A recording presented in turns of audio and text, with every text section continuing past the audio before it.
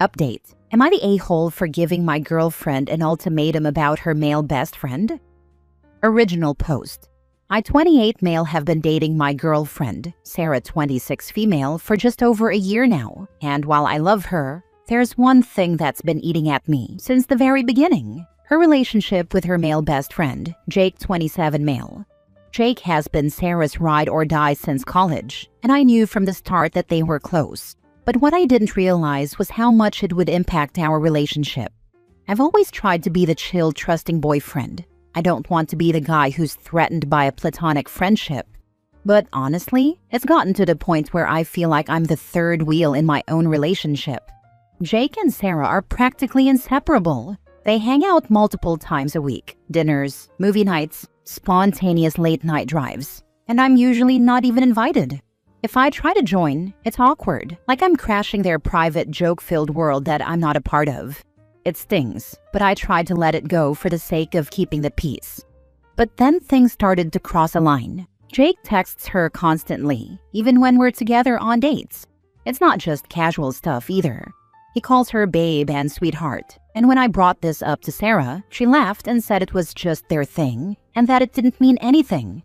Apparently, they've been calling each other that for years. But to me, it feels like there's more to it.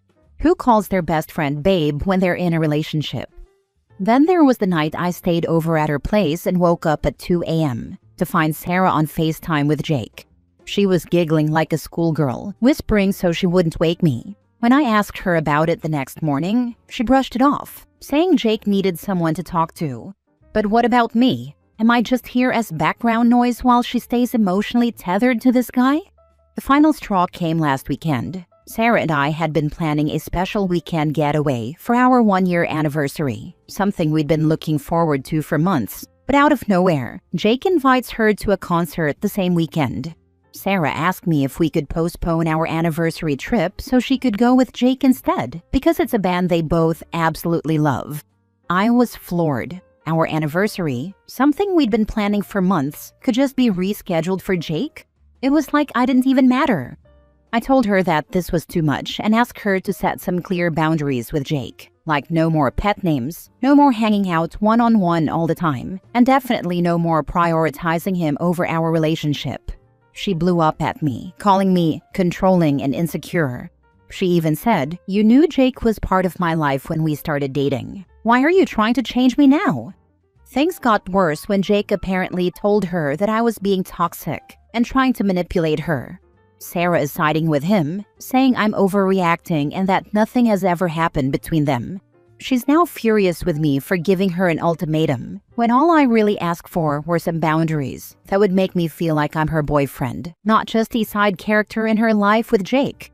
Now, Sarah's giving me the silent treatment, and I'm starting to feel like I've somehow become the villain in my own relationship.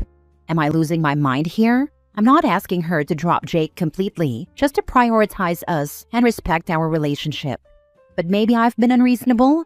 So, Reddit, am I the a-hole for asking my girlfriend to set boundaries with her male best friend, or is this friendship way too close for comfort? Now for the top comments before reading the update. Do everyone a favor and end this thing now. You will be doing Sarah a favor. She can have Jake. You will be doing Jake a favor. He can have Sarah. Most of all, though, you will be doing yourself a huge favor because you can find someone who sees you as her ride or die, and someone who is actually loyal to you because, after all, loyalty is the single most important factor in friendship, not being nice or liking the same things. Sarah does not believe she needs to be loyal to you. You know how I know? We can only truly know what we believe versus what we think we believe by watching how we act. The actions speak volumes. I suspect Jake is her moon that she doesn't want to settle on, but doesn't want to let go for the attention he gives her. Otherwise, why aren't they together if they've been ride or die since college? OP also doesn't mention Jake's status, but I'ma say single because he's waiting for her to see the light. You are not losing your mind. Their friendship and connection is not a normal friendship behavior when you have a boyfriend. She doesn't prioritize you. She prioritizes him, and it is an old saying, you should not judge by their words but look to their action. Her actions tell you clearly that you are not as important. So treat yourself right and leave her. You're not toxic. She is. In the meantime, if Jake falls hard for a woman, bye-bye Sarah. Although I don't believe that a man would be so invested in the relationship with a woman if he hadn't feelings for her. OP, you should have left from the time you went to hang out with them and felt like an intruder. Now for the first update. Hey Reddit, I'm back with an update, and let me just say, it didn't turn out how I expected at all. I first want to thank you all for the amazing support you all have given me. After reading over the comments and talking to some of you guys, I had made up my mind. I was done being second place in my own relationship, and I was ready to walk away. But what happened next surprised me. Saturday night, Sarah came over to talk. I was prepared to have the breakup conversation, but before I could get a word in, she told me something unexpected. She had canceled the concert plans with Jake. She said that after our last conversation, she realized how serious I was, and it made her think about everything. She told me she had been selfish, that she had been taking our relationship for granted. She said she'd told Jake she couldn't go to the concert, and instead, she wanted to spend the weekend with me. No distractions, no third wheels, just us. I was honestly shocked. Part of me didn't believe it. For months I had been asking her to set boundaries with Jake, and suddenly she was doing it? It felt surreal, like a last-minute effort to save something that was already broken. But she seemed sincere. She apologized, not just for the concert situation, but for all the times she had ignored my feelings, dismissed my concerns, and prioritized Jake over us. She admitted she had been blind to how much it hurt me and said she didn't want to lose me. It was emotional. She was crying, and I could see how much it scared her that I was about to walk away. For the first time in a long time, it felt like she was choosing me. But here's the thing, as much as I appreciated her apology, it didn't magically fix everything. I told her that while canceling the concert was a good step, it didn't erase all the hurt. I still felt like I had been competing with Jake for too long, and trust once broken is hard to rebuild. We ended up spending the weekend together as planned. We didn't go on the big anniversary trip, but we stayed in, cooked together, and had long conversations about everything: our relationship, Jake, the future.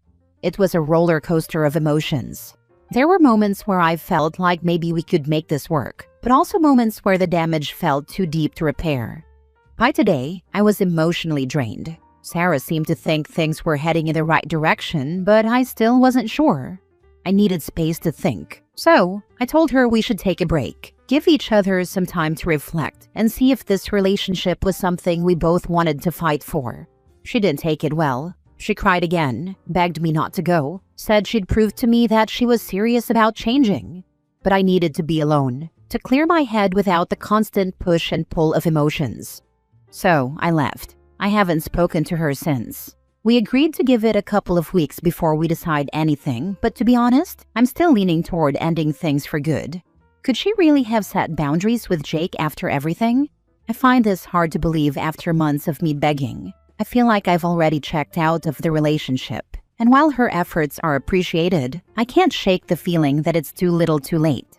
I'll always care about Sarah, but this whole situation has made me realize how important it is to be with someone who values and respects you from the beginning.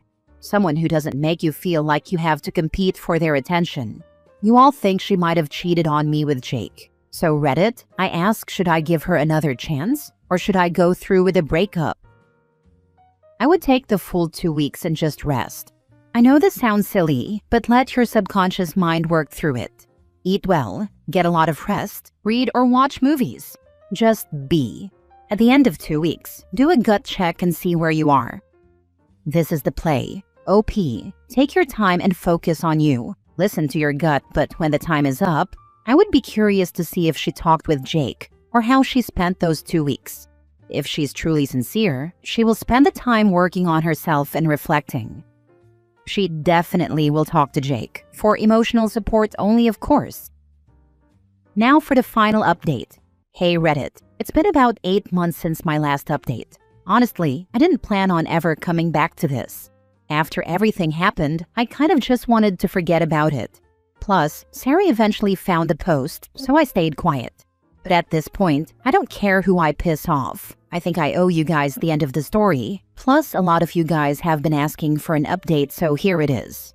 So, after my last post, we decided to go on a break. We had no contact for 2 weeks, and those 2 weeks messed with my head more than I expected. I didn't know what she was doing, who she was talking to, or where things stood. Eventually, I reached out and told her I wanted to break up. I thought I was ready. She broke down, cried, begged, told me she'd cut Jake off for good, said she'd block him, delete him, whatever it took. She told me she couldn't imagine her life without me and just wanted one more chance. And like an idiot, I gave it to her. Because I still loved her. This was the second person in my life I could say I truly loved. I didn't want to start over with someone new when I'd known her for so long. She wasn't just my partner. She was my best friend. I didn't want to lose what we had. At first, things were okay. She was more present. We spent more time together and she tried harder. But I wasn't the same. I had this weird feeling in my gut that I couldn't trust her, even if I pretended to. I just couldn't forget everything that happened. And I won't sit here and act like I was perfect either. When she was trying her hardest, I wasn't putting in the same effort. That hurt her. This went on for about 3 months. It started getting better, little by little. I thought we were making progress. I still wasn't all the way in, but I could finally say I saw a future with her. But the thing that really bothered me? Jake. She did stay true to her word and unfollowed him when we first got back together. This was almost 4 months ago. But one day while I was at work, I was scrolling on IG and saw that they had followed each other again. I asked her about it and she said it didn't mean anything, that they weren't talking. I let it go. Maybe I didn't want to know the truth. Fast forward a few weeks. We were at my place and she had fallen asleep first. That's when I saw an Instagram notification. I couldn't open it, didn't know her password, and I wasn't about to try and scan her face while she slept. So I ignored it. I couldn't sleep. I was restless. But I told myself I was overthinking. And I wanted to trust her. Fast forward another week. We went on vacation and were staying at a hotel. She asked me to grab something from the car, but the hotel room key was on her phone. So she handed it to me. That's when my insecurities got the best of me, and I snooped while walking to the car. That's when I saw it. And honestly, I felt nauseous. DMs from Jake. Not just old ones, recent. Some unanswered, but some she did reply to. Messages about how she couldn't stand being apart from him. How it killed her to block him. How she missed talking to him. How she wanted to see him again. And then the part that really broke me, how she had developed feelings for him, but was scared to leave me because then it wouldn't be Jake and OP. It would just be Jake. She talked about how she didn't want to lose both of us. She had even seen him behind my back. When she said she was going to the gym, she was going to his place. I came back to the room and didn't say anything. I laid in bed numb. She eventually got up to take a shower, and while she was in there, she texted me asking if I went through her phone. At first I lied, but then she said when she opened Instagram, it was still on her DMs with Jake, something she didn't leave open. So I admitted it. I told her I read everything and couldn't believe she lied to me again. Her response? You weren't supposed to see that. I completely lost it. She tried playing the victim card, telling me I broke her trust by going through her phone and that I wasn't supposed to read what she told Jake. Like I was the bad guy in this situation. That was it for me. I didn't ask for explanations. I didn't want to hear any more lies. I shut down completely. I stopped texting her and only spoke when necessary for the rest of the trip. We had driven 6 hours from our hometown to visit some friends, so I couldn't just leave. We acted normal in front of our friends until it was time to go. The 6-hour drive home? Complete silence. I drove most of the way and didn't say a word. When I dropped her off at her place, she tried to talk to me, even tried to kiss me goodbye. I pushed her away and asked her to get out of the car. Later that night, I texted her that I was done. I didn't want to talk anymore. She tried to explain, but at that point, there was nothing left to say. I gave her so many chances, and she still chose to lie. Again, I don't know if anything sexual happened between them, and at this point, I don't care anymore. What I do know is I spent too long being second in a relationship where I should have been enough. So yeah, I'm single now. It hurts, obviously, but for the first time in a long time, I feel like I can finally breathe again. Thanks to everyone who gave it to me straight in the comments all those months ago, but also to those who told me to give her another chance. It hurt, but I grew and matured from this.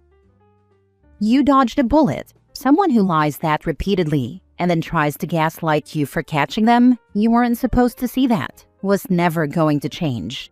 You wasted way too much energy on someone who was never fully yours to begin with.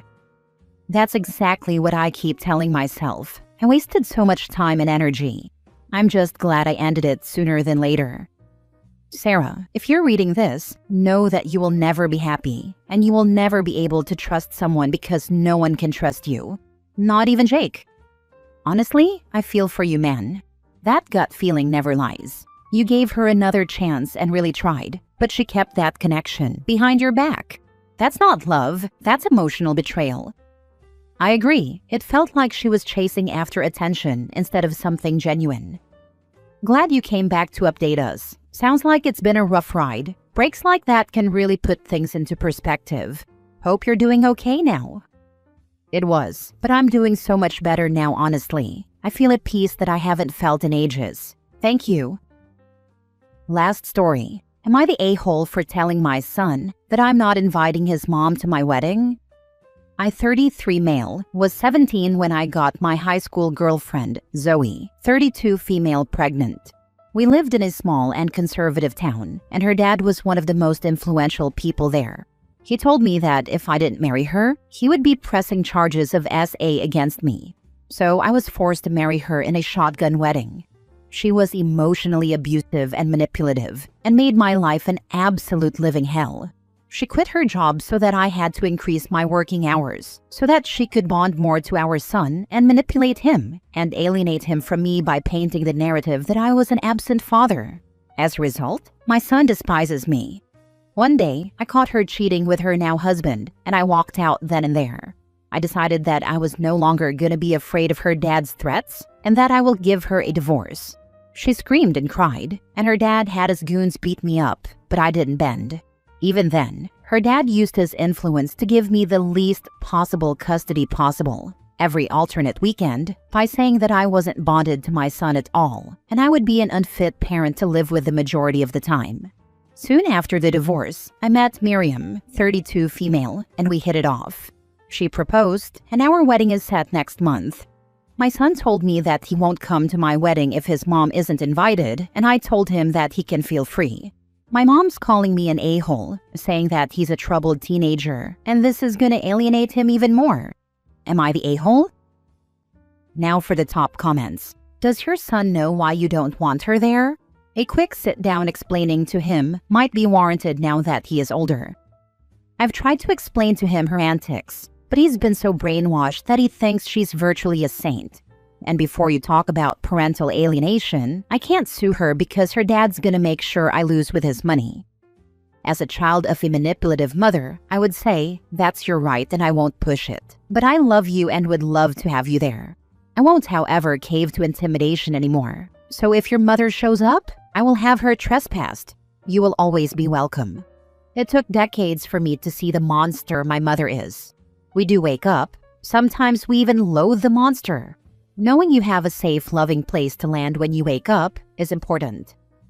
I can't even file charges for trespassing if she shows up because of her dad, but you're right. I'm gonna try to say something like that.